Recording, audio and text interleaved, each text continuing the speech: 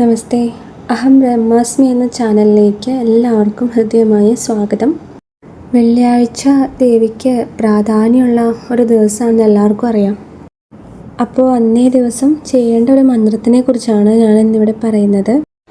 നമ്മുടെ ജീവിതത്തിൽ നമുക്ക് നല്ല നല്ല യോഗങ്ങൾ വാരിക്കോരി തരുന്നൊരു ദേവിയാണ് വരാഹിയമ്മ. പക്ഷെ നമ്മൾ അത്രമാത്രം അമ്മയെ വിശ്വസിച്ചുകൊണ്ട് ചെയ്യുന്ന കാര്യങ്ങൾ മാത്രമേ അമ്മ നമുക്ക് അതിനുള്ള ഫലം നൽകുകയുള്ളൂ.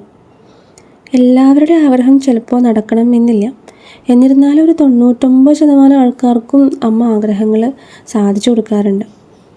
ചിലർക്ക് നടക്കാത്തതിൻ്റെ കാരണങ്ങൾ മുൻജന്മ പാപഫലം കൊണ്ടാവാം സാധിച്ചു കിട്ടാത്തത്. ചിലർക്ക് ആഗ്രഹങ്ങൾ വളരെ താമസിച്ചേ സാധിച്ചു കിട്ടാറുള്ളൂ. ചിലർക്ക് ഓൺ ദി സ്പോട്ടിൽ തന്നെ ആഗ്രഹങ്ങൾ സാധിച്ചു കിട്ടാറുണ്ട്. എന്നിരുന്നാലും ദേവിയോടുള്ള വിശ്വാസം മനസ്സിൽ ഉറപ്പിച്ച് എന്നും പ്രാർത്ഥിച്ചുകൊണ്ടിരിക്കുക, നാമം ചൊല്ലിക്കൊണ്ടേയിരിക്കുക. ദേവിയോടുള്ള വിശ്വാസം ഒരിക്കലും കൈവിടരുത്. നമ്മൾ ചെയ്യാനുള്ള കർമ്മങ്ങൾ നമ്മൾ ചെയ്തുകൊണ്ടിരിക്കുക. താൻ പാതി ദൈവം പാതി എന്നാണല്ലോ. നമ്മൾ വിശ്വാസത്തോടു കൂടി ചോദിച്ചാൽ അമ്മ എന്തും നടത്തി തരുന്നതാണ് വിശ്വാസം. ഇപ്പം ഇവിടെ പറയുന്ന ഈ ഒരു മന്ത്രം 108 തവണയോ 1000 തവണയോ നമ്മൾക്ക് എത്ര തവണ എഴുതാൻ പറ്റും അത്രയും തവണ എഴുതാം. വെള്ളിയാഴ്ച ദിവസമാണ് ഈ മന്ത്രം എഴുതേണ്ടത്. ബ്രഹ്മമുഹൂർത്തം മുതൽ വെള്ളിയാഴ്ച രാത്രി 12 മണി വരെയുള്ള ഏതെങ്കിലും ഒരു സമയത്ത് നമുക്ക് ഈ മന്ത്രം എഴുതാം. പീരീഡ് ടൈമിലൊന്നും എഴുതാൻ പാടില്ല. പിന്നെ നോൺ വെജ് ഭക്ഷണമൊന്നും കഴിക്കാനും പാടില്ല. കുളിച്ച് നല്ലൊരു ശുദ്ധി വരുത്തിയതിന് ശേഷം മാത്രമായിരിക്കണം ഈ മന്ത്രം എഴുതാനായിട്ട്. കറുത്ത മഷി ഒഴിച്ച് ബാക്കി ഏത് കളർ കൊണ്ടും നമുക്ക് ഈ ഒരു മന്ത്രം പേപ്പറിൽ എഴുതാം.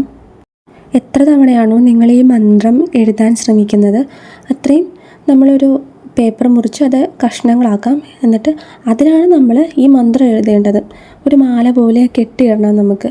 അപ്പോൾ അതിന് വേണ്ടിയിട്ട് ഈ മാല പോലെ കെട്ടിയിടാൻ ഒരു യെല്ലോ കളറിലെ നൂല്, മഞ്ഞ നൂല് നമുക്ക് ഉപയോഗിക്കണം. ഇതിന് വേണ്ടിയിട്ട് ഈ മഞ്ഞ നൂലിൽ വേണം ഈ എഴുതിയിരിക്കുന്ന മന്ത്രങ്ങൾ നമ്മൾ കോർത്തിടാൻ വേണ്ടിയിട്ട്.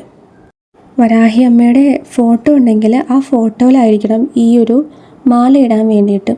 ഇല്ലെങ്കിൽ ഫോട്ടോ ഇല്ലെങ്കിൽ ഏത് ദേവിയുടെയൊക്കെ ഫോട്ടോയാണുള്ളത് അതിൽ നമുക്ക് ചാർത്താം.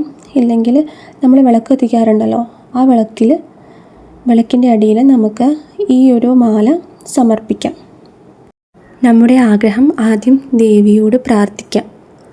അത് പറഞ്ഞു കഴിഞ്ഞിട്ട് ഈ നമ്മൾ മുറിച്ച് വച്ചിരിക്കുന്ന കഷ്ണങ്ങളായിട്ടുള്ള പേപ്പറുകളില്ലേ അതിൽ ഈ മന്ത്രം എഴുതാം. ആ മന്ത്രം ഓരോന്നും എഴുതുമ്പോഴും നമ്മളുടെ ആഗ്രഹം മനസ്സിൽ നമ്മളിങ്ങനെ വിചാരിച്ചു കൊണ്ട് വേണം ഈ മന്ത്രം എഴുതാനായിട്ട്.